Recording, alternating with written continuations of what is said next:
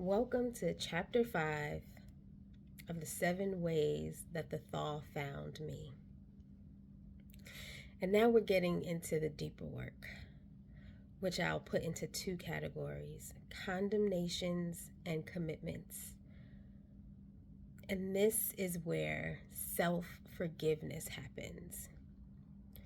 Forgiving myself for the years I stayed too long, whether that was at work, in a romantic relationship, or a friendship.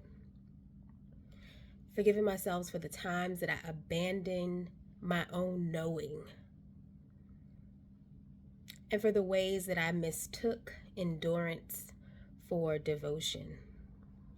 So when we look at condemnations, it's about dismantling things that I called myself, labels that no longer served me, names I called myself, even if it was subconscious. You know, the type of names that you would cuss somebody out if they called you that?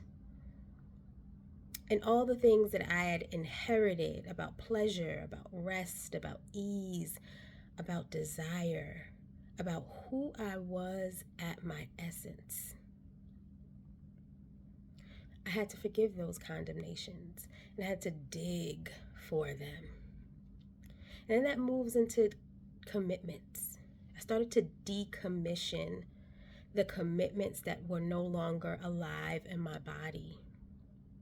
And that looked like the subconscious behaviors or actions that were almost on autopilot.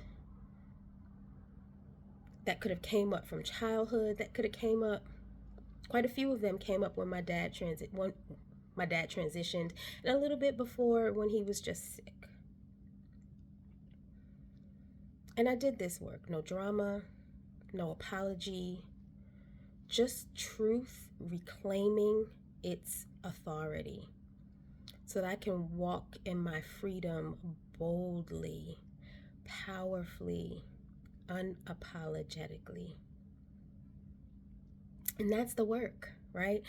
Some of it you've seen maybe in social media or in conversations, and they call it shadow work, which is a way of saying the things that we can't see, that lurk in the dark, that subconsciously have us on autopilot.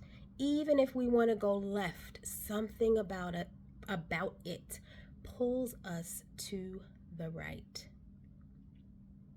So if you're finding yourself at a similar edge where old agreements, labels are loosening, and something is telling you that you need this work, this is the kind of work that I now hold for others, because I know the impact of what it did and what it's doing for me, because it's not a one-shot deal. It's something that is continuous.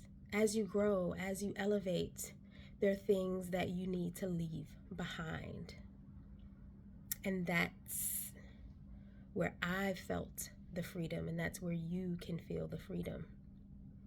Send me a DM. Let's chat. Sign up for my virtual circle, or come to the in-person gathering in February in Savannah at an intimate setting for us to do some of this work. Ciao.